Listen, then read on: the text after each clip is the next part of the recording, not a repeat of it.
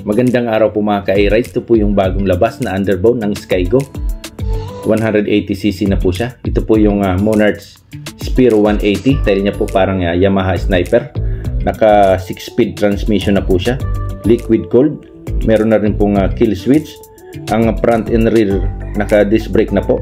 Naka LED lights. At ang available pong kulay ay meron po silang navy blue. At ito pong black gold. Ang size po ng unahang gulong 90-80-17, ang sa hulihan 120-70-17, naka-tubeless na po siya at naka-mags na po. Ang SRP price niya po is 110,000. Magda-down lang po kayo ng 5,000 kung gusto niyo ng hulugan at 5,250 ang monthly for 3 years. For inquiry, pwede po kayong mag-comment dito sa vlog ko para ma-assist ko po kayo. Marami po kayong pagpipili ang motor dito po sa Skygo. Meron pong mga scooters at meron din pong mga motor na pwede pong kabitan ng sidecar.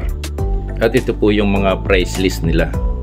Kapag kukuha na po kayo ng motor, pumunta lang po kayo any branch ng Skygo nationwide.